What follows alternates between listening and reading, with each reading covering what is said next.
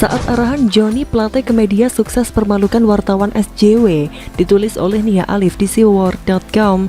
Halo, selamat menyaksikan, tanda seru. Dalam sidang tahunan MPR kemarin, Jokowi sukses membuat kita terpana dengan baju adat suku Baduy yang ia kenakan. Ini adalah suatu simbol di mana seorang presiden begitu menghormati ciri khas masing-masing suku yang ada di Indonesia.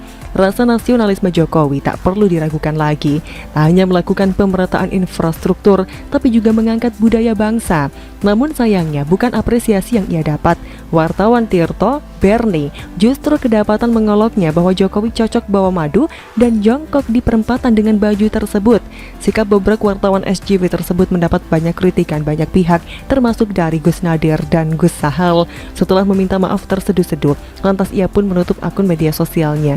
Namun bukannya introspeksi, Bernie justru kembali menuliskan berita yang isinya Jokowi absen membahas masalah HAM dan korupsi di sidang kenegaraan tersebut.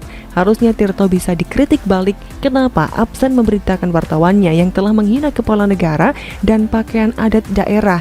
Dan sebenarnya banyak contoh lain beberapa wartawan atau jurnalis media ternama yang malah membuat provokasi dalam tulisannya. Untuk itulah Johnny Plate mewanti-wanti mereka agar memperkuat 3 tanggung jawab pers.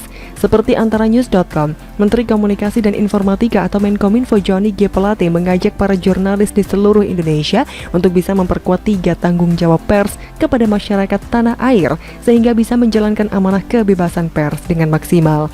Hal itu disampaikannya mengingat di masa pandemi COVID-19, pers memiliki peran besar untuk menjaga situasi negara tetap terlindungi dari ancaman berita bohong atau akrab dikenal dengan hoax yang begitu marak. Di tengah suasana hikmat jelang perayaan kemerdekaan Indonesia, saya mengajak seluruh insan pers untuk memperkuat sistem pers Indonesia dengan mengabarkan informasi dan berita berkualitas, imparsial dan faktual, ujarnya dalam sebuah webinar ditulis Senin.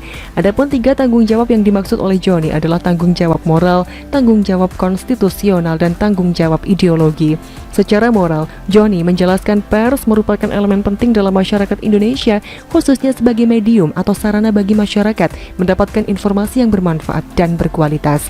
Pemberian informasi yang bermanfaat dan berkualitas itu pun sejalan dengan amanah Undang-Undang Keterbukaan Informasi Publik serta dalam pembukaan UUD 1945 terkait mencerdaskan kehidupan bangsa. Itu pun berhubungan dengan tanggung jawab kedua dari pers, yaitu tanggung jawab konstitusional yang sejalan dengan cita-cita kemerdekaan bangsa Indonesia. Maka dari itu, sangat disayangkan apabila pers tidak menggunakan kekuatannya untuk membagikan hal positif kepada rakyat Indonesia, khususnya di masa pandemi COVID-19 yang menuntut informasi harus disebarkan secara masif dan cepat namun akurat agar bisa mengalahkan dan melawan gelombang infodemik yang kerap kali didominasi hoax. Tanggung jawab yang terakhir adalah dari sisi ideologi. Pers diharapkan bisa netral dan memberikan ketenangan bagi warga negara Indonesia agar kegiatan bermasyarakat berjalan dengan baik dalam kehidupan sehari-hari. Pers Indonesia harus mampu mewujudkan perannya sebagai fungsi komunikasi dan penebar informasi sehingga sejalan untuk Indonesia yang tangguh, Indonesia yang terus tumbuh, Indonesia yang semakin terkoneksi, semakin digital dan semakin maju. Tutup Johnny. Semoga saja arahan Menteri Johnny Plate ini tidak dianggap angin lalu bagi para jurnalis. Terlebih di era digital dengan arus informasi yang begitu cepat seperti saat ini, masyarakat sudah bisa menilai mana berita nyata dan mana yang melebih-lebihkan dan cenderung pada hoax. Seperti tulisan saya waktu lalu, di mana jurnalis Detik memberi judul menyesatkan dengan mengatakan 75% warga Singapura yang telah divaksin terkena positif COVID-19. Padahal isinya mereka yang 75% tersebut justru menunjukkan gejala yang lebih ringan. Tapi kalau hanya sepintas membaca judulnya saja, maka orang justru bisa takut divaksin karena menganggap bisa membuat positif corona. Untuk itu ajakan Johnny Plate untuk memperkuat 3 tanggung jawab pers harusnya membuat malu para wartawan SJW. Jangan karena berseberangan dengan pemerintah lantas membuat berita berisi provokasi. Kalaupun ada program pemerintah yang tak disukai, sampaikan kritikan dengan baik dan data yang dipercaya. Jangan malah memperkeruh suasana dengan membuat berita panas. Berkaca dari Suriah dan Afghanistan, kekacauan dan kerusakan akan terjadi di negara di mana pemerintahannya melemah. Lantas apakah mereka ingin Indonesia mengalami hal serupa dengan senantiasa menyebarkan informasi menyudutkan? Merdeka, bagaimana menurut Anda?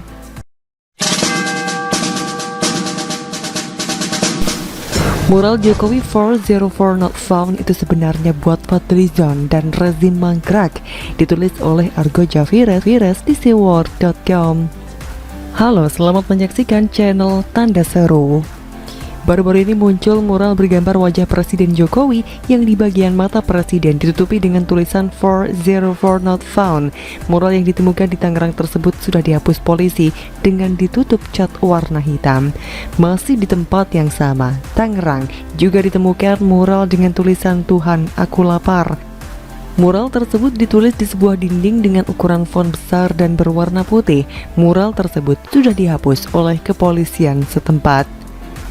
Selain di Tangerang, mural lainnya dengan tulisan dipaksa sehat di negara yang sakit juga ditemukan di sudut jalan Diponegoro, Bangil, Pasuruan, Jawa Timur.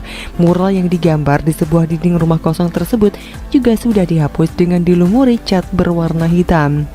Seperti biasa dan yang sudah menjadi habitnya, mural Jokowi 404 not found itu ditanggapi oleh Fadlizon layaknya penderita Post Traumatic Stress Disorder atau PTSD pada umumnya, gampang curiga. Fadlizon pun meminta agar tidak berlebihan menanggapi mural tersebut, padahal pemerintahan Presiden Jokowi bukan rezim anti kritik, justru rezim yang paling babak belur dalam sejarah dari hinaan, caci maki dan fitnah. Menurut Fadlizon, mural tersebut adalah bentuk kebebasan berekspresi, sebab respon berlebihan justru hanya akan mereduksi hak rakyat untuk menyatakan sikap atau pendapat atau kemerdekaan dalam berekspresi. Fadlizon lalu menilai bahwa tidak ada pihak yang dirugikan atas mural tersebut karena itu ekspresi budaya dan masih dalam koridor demokrasi. Jadi tidak usah baper, begitu kura-kura tanggapannya. Padahal sebenarnya mural 404 not found itu sesungguhnya ditujukan buat dia. Fadlizon ini pernah ketangkep basah melakukan tindak pidana kejahatan pajak. Fadlizon tak pernah lapor SPT tahunan ke kantor pelayanan pajak Pratama. SPT tahunannya Fadlizon not found. Tindak pidana pajak yang dilakukan Fadlizon terungkap dalam persidangan di Pengadilan Tipikor Jakarta. Tindak pidana pajak yang dilakukan oleh Fadlizon ini adalah bentuk kejahatan penipuan terhadap negara. Rakyat kecil yang hanya gaji 3,5 juta rupiah per bulan saja tiap tahun lapor SPT. Tapi Fadlizon yang gajinya puluhan juta tiap bulan itu belum termasuk tunjangan ini itu. Malah 404 not found tidak ditemukan dalam laporan SPT pajak tahunannya. Seluruh mata orang Indonesia akhirnya terbuka melihat perilaku bejat Fadlizon ini yang ternyata adalah pengemplang pajak yang lebih mementingkan dirinya sendiri. Bagaimana masyarakat bisa percaya mulut orang ini kalau laporan pajak tahunannya saja 404 not found? Bukan Fadlizon namanya kalau tak mampu mengelak untuk membenarkan kejahatan pengemplangan pajak yang dilakukannya. Fadlizon menuding ada permainan istana negara untuk mencari-cari kesalahan dirinya. Dengan lihainya, The King of Ikan Buntal ini membelokkan fakta kebusukannya dengan menuding ada permainan pemerintah untuk membusukkan namanya. Harusnya Fadlizon tidak kebakaran bulu hidung dengan menuding pasti ada permainan istana negara ini. Kalau memang dia rutin melaporkan SPT tahunan tanpa perlu menyalak dengan menuding ada permainan istana negara segala. Kan begitu, lebay memang, syahwat yang hipokrit dengan melakukan pembohongan dan penipuan terhadap negara selama bertahun-tahun lamanya. Itulah makna 404 not found yang sesungguhnya bagi Fadlizon. Yang penting selama memerintah, Presiden Jokowi tidak pernah petak umpet maupun diam-diam tidak melaporkan SPT tahunan. Lebih khusus lagi, selama memerintah Presiden Jokowi tidak pernah suntik dana 6,76 triliun rupiah ke bank gagal 404 not found seperti Bank Senturi itu. Proyek-proyek infrastruktur yang dikerjakan Presiden Jokowi juga selalu tuntas dengan hasil yang bermanfaat dan dinikmati oleh rakyat banyak tanpa proyek-proyek mangkrak 404 not found yang merugikan negara 2,5 triliun rupiah. Salah satu contohnya Hambalang 404 not found itu. Selama memerintah, Presiden Jokowi tidak pernah meninggalkan prasasti sejarah berupa proyek mangkrak 404 not found 34 pembangkit listrik senilai 34 triliun rupiah itu. Proyek-proyek food estate dikerjakan dan diselesaikan dengan baik oleh Presiden Jokowi. Tidak dikorupsi seperti kayak proyek cetak sawah 404 not found di Ketapang, Kalimantan Barat di masa rezim sang mantan. Sudah, itu saja. Bagaimana menurut Anda?